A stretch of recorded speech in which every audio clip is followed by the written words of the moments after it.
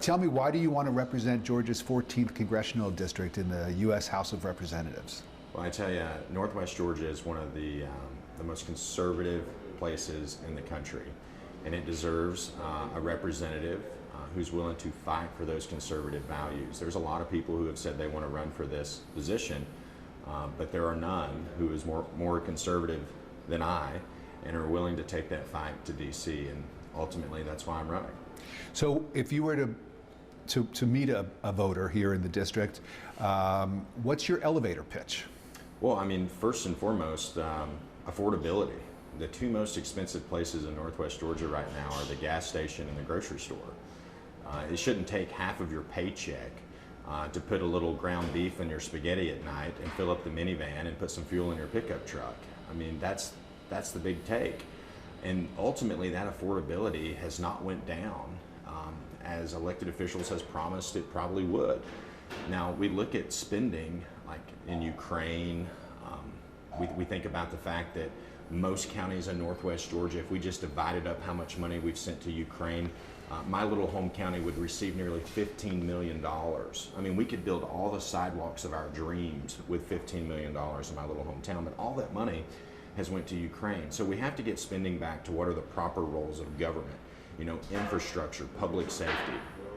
Some specifics then, as far as the grocery store and the gas station.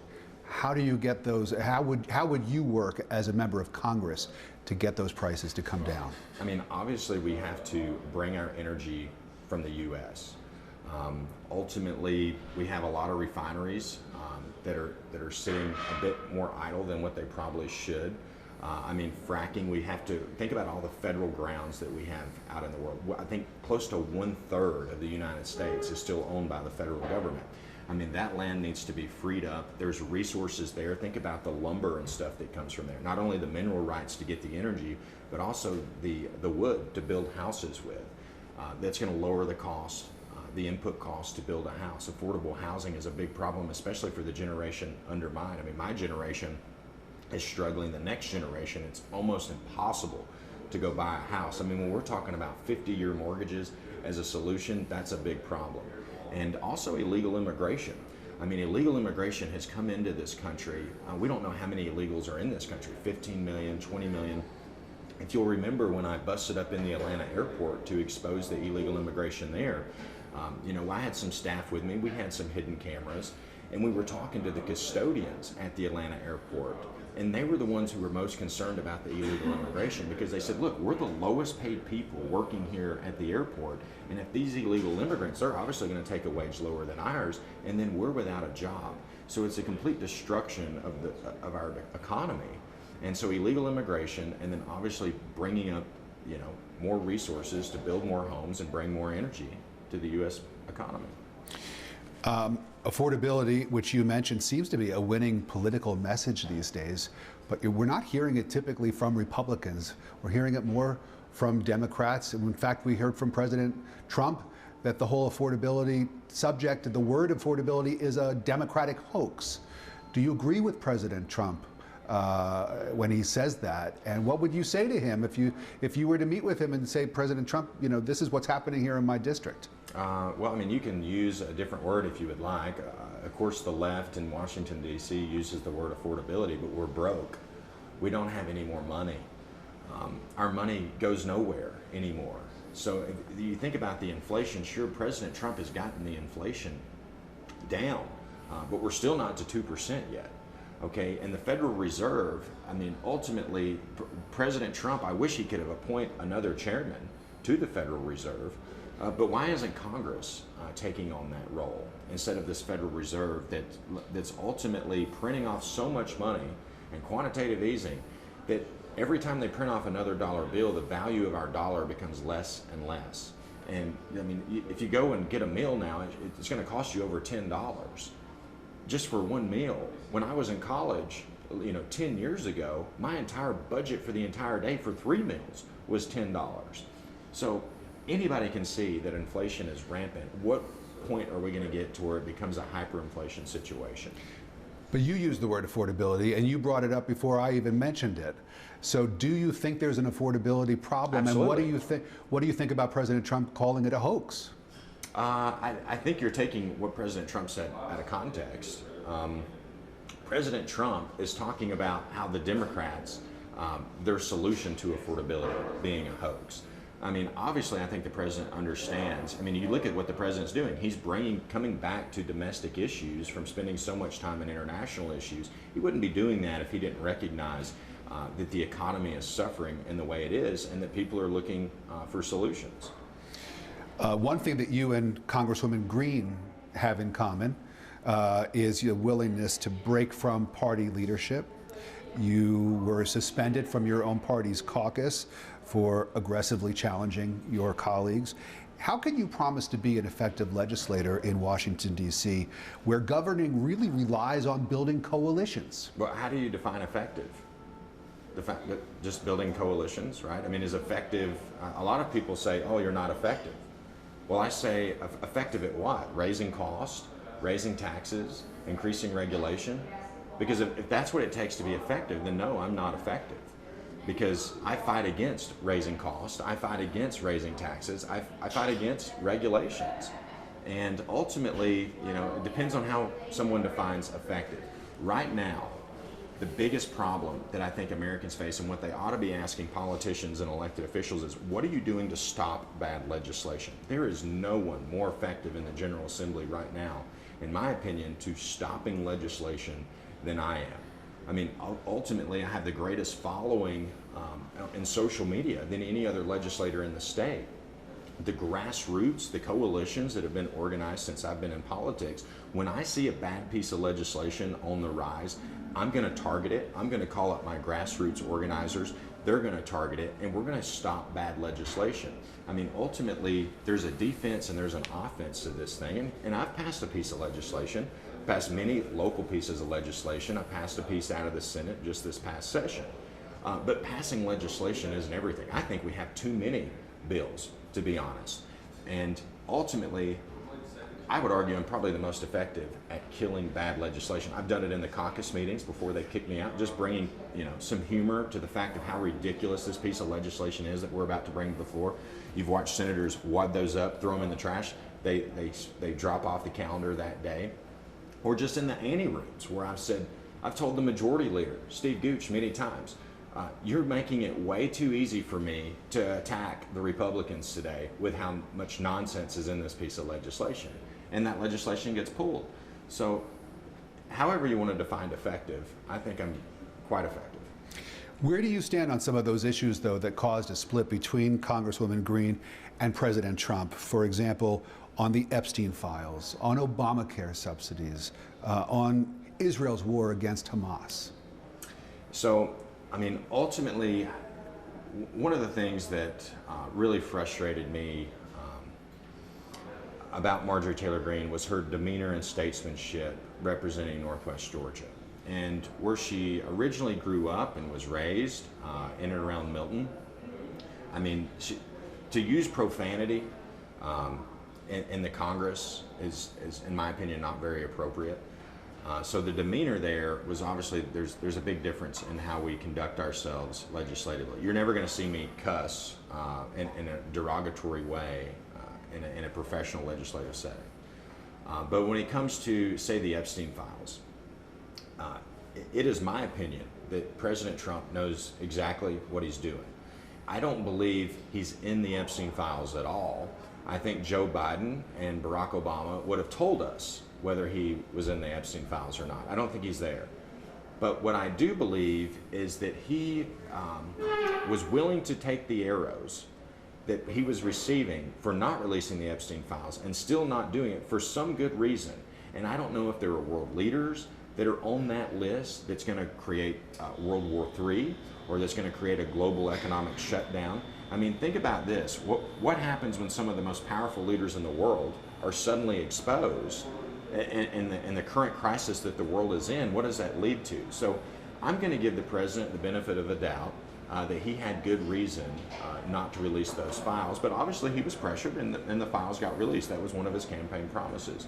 When it comes to Obamacare subsidies, ultimately, what happened to the Tea Party patriots of Northwest Georgia who used to talk about repealing Obamacare? There's never been a solution. And it's so frustrating right now. It feels like the white flag of surrender has come up in Northwest Georgia to where we're just going to perpetuate this problem, this crutch. I mean, the government breaks your leg and then they bring you a crutch, and that crutch is Obamacare subsidies. We have to find a solution. I think there are solutions there, like associated group healthcare purchases. Why can't I purchase healthcare insurance when I go to Costco or if I have an Amazon Prime account? Why can't a group of realtors in Georgia come together and purchase health insurance? All that takes is a quick, simple change of the law, and we get back to free enterprise system. Ultimately, what these Obamacare subsidies are doing is President Trump has talked about it very well. It's just enriching the insurance companies. If you or I go to United Healthcare and try to negotiate a health plan, we have no leverage. It's just us versus this big conglomerate. Whereas if you allow associated healthcare groups to come in and purchase healthcare, then Costco says, hey, we've got X amount of members, and they have some leverage to do so. So the debate that's taking place right now, and it's an important one, because these subsidies expire in a matter of weeks, and a lot of Americans who rely on them are all of a sudden going to see their premiums each month skyrocket without those subsidies. What would you do if you were in Congress right now and taking part in these debates that are going on as far as what to do about them? I would do everything in my power to force the votes to find a solution before extending the Obamacare subsidies, right? Bringing in the associated health care. Looking back to what President Trump said, put the money back in the hands of the people and let them decide how to purchase the insurance instead of just dumping all the money right back on top of the insurance companies, because they're the guys who are getting rich. And insurance is like brakes, right? They work great till you actually need them. What about Israel's war? You mentioned the war between Russia and Ukraine. Yeah. I heard what you said about that. What about the war against Hamas terrorists in Gaza? Listen, I support Israel in all of its efforts to defend its sovereignty. I grew up Southern Baptist, right? I have a very great understanding of what Israel is, and in my opinion, it is God's chosen land. It is God's chosen people.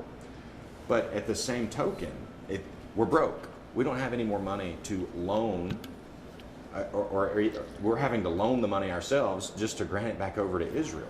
So, to me, it's biblical. If you can't take care of your own home, how do you take care of someone else's home? Now, I am all for the United States expanding the Abraham Accords, bringing more countries into the Abraham Accords. If we want to share intelligence with Israel, that's great. But when it comes to sending more money or sending troops there, that's where I draw the line. Voters of Georgia 14 are sending a representative to work on their behalf, of course. Your opponents will be reminding voters of your arrest and your ban from the State House. Do you regret that episode, or do you wish that it hadn't resulted in you falling on the ground and being handcuffed and taken away? No, I think probably one of my proudest moments in politics was being able to showcase the tyranny that exists at the Georgia State Capitol. I had a constitutional obligation to represent the citizens of Northwest Georgia on the House floor that day for the state of the state. And this tyrant, this one man, was saying that the people of Northwest Georgia's opinion and their representation did not matter. It was not about me. It was about the people of Northwest Georgia making sure that they had representation. And it just so happened that they arrested me on behalf of the people of Northwest Georgia. So for me to stand for those people that I represent, I think that's something to be extremely proud of. And in this case, isn't over. I'm still out on bail. I could still end up in jail. I've been arrested for a misdemeanor that I constitutionally can't even be arrested for. The speaker's attorney is practicing law without a license. I've had to appeal the magistrate court's decision. I can't even find probable cause. The lowest standard of the law, that he's assaulted me, that he's practicing law without a license, that he interfered with a legislator going into the General Assembly. I mean, the corruption continues to get exposed. And for me, I'm a hardline fighter against corruption. That's what got us into this mess to begin with when the speaker ousted me. I was just up there at the well exposing corruption.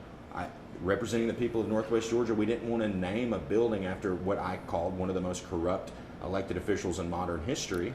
Right? The late Speaker Burns. Well, the late Speaker Ralston. Ralston, I'm sorry. And then Burns just continued on that pile of corruption by blocking me from using my freedom of speech. I mean, he violated my rights in two ways. First, he told me I couldn't say that, and then he said if I would just apologize that I would get my rights back. That's compelled speech as well. I mean, this guy ought to be facing criminal charges federally. Well, critics have called some of your rhetoric alarming and some of it irresponsible.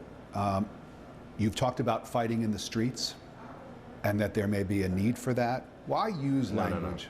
No? No. That's been twisted around. I mean, obviously, what I've said is I will defend myself and my family against any type of fighting in the streets. The Democrats have always said, oh, Colton's some type of radical. Why? Just because I promote more access to guns, and I do, because ultimately that's the Second Amendment right. That's God's given right to protect ourselves. It's the great equalizer. Women can have a gun, men can have a gun, and they can be completely equal in any situation. Well, I do think, though, that sometimes some people have said that your language could evoke civil conflict, or you know, I'm just wondering, is that the kind of speech? Is that a threat? Is that a threat? If those people think that my words are going to invoke conflict, is that a threat of conflict to me? Right? Because I'm not calling for conflict. I'm calling for peace. I've said that many times in speeches on the floor. Do not support violence. Right? That's why we have a legislature, so we handle issues, and the people that we represent at home don't resort to violence. That's the purpose of a government. Without a government, you have anarchy. You have violence. You have people. I mean, public safety is one of the proper roles of government. We are living in a time of increased political violence, sadly, from Charlie Kirk's murder to the murder of lawmakers in Minnesota, state lawmakers, to the assassination attempts on President Trump, to the arson at the Pennsylvania governor's mansion, to the January 6th attack on the U.S. Capitol. Do lawmakers have a responsibility to discourage rather than inflame political violence? Absolutely, absolutely. But ultimately, we shouldn't, and obviously people are afraid of political violence. As an elected official, I go back to the things that James O'Keefe said. If your price isn't your life, then you're for sale. And I think if you're going to enter this fray of politics that I've entered into, you have to be willing to accept the risk of political violence.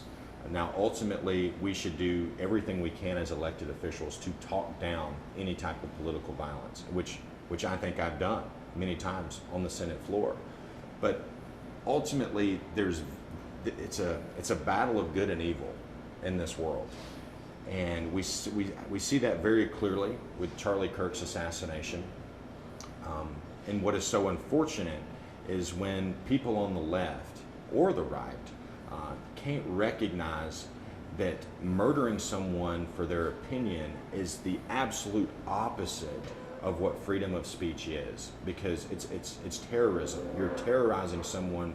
You're chilling their speech from any new speech coming to the public square. You mentioned guns. I just want to ask about that in light of the terrible attack that took place in Sydney, Australia on Sunday on a group of Jewish people who were there to celebrate the start of Hanukkah. The government and lawmakers, even up to the Prime Minister, in Australia, have responded to that attack saying that they need to go back and strengthen the gun control laws in Australia. What do you think about a response like that, and what would you want a response to? I think that's the 100% wrong response. Those Jewish Australian citizens should have been armed themselves and had the right to be an equal to those shooters on that bridge. They were there absolutely helpless. Okay, go to Israel. What do you see when you go to Israel? You see everyday citizens carrying arms.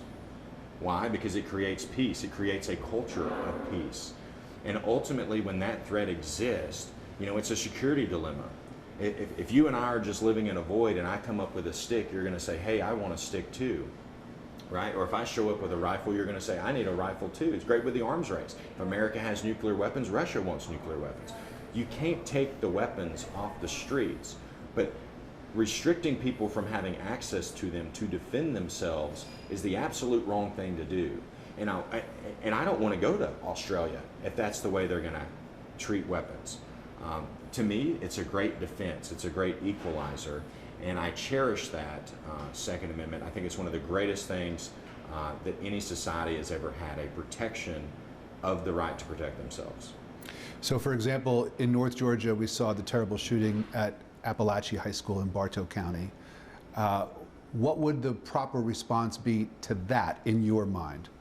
You know, I wish more teachers had schools, or teachers had guns in schools. I wish there were more retired police officers who had the ability to volunteer and go into these schools to help protect. Taking guns away, outlaws are always going to have guns. How did those shooters in Australia get those rifles? Because those shooters broke the law in Australia to get those rifles. They bought them legally. Those weapons were bought legally, as far as I've heard. To my understanding, they didn't have. They were illegally obtained, to my understanding, and maybe that we'll sort that out here in the next couple of weeks. But my understanding is that the father was able to obtain guns because he had a license to hunt, and that guns are allowed in Australia for hunting purposes. But they're now talking. So what good did that license to hunt do? People still broke the law. They were supposed to only purchase the guns for hunting. How could they use those guns for anything else? Well, they did. They broke the law. The outlaws will always violate the law. They always will. So don't restrict law-abiding citizens from having access to weapons to defend themselves against the outlaws. Congresswoman Green has said that she will not endorse anyone in this race. Have you asked her for an endorsement? Do you want an endorsement from Marjorie Taylor Greene? I don't need an endorsement from Congresswoman Green. If she wants to endorse me, that would be great. I'm not going to turn it down, but I think we can win this race without her endorsement. And how are you differentiating yourself from some of the other Republicans who have announced their intentions to run? I don't even know all the Republicans who have announced. I mean, there's 8 people, I think, who have signed up to raise money so far. I mean, my objective is to get my message out as quickly as possible. In any race, I'm not looking at all the competitors behind me. I'm looking ahead to Election Day. If this is a special election, and if you win or lose, there will be another election for a full congressional term in November. Will you run again later next year in order to win a full term, win or lose this special election? I mean, we'll have to see.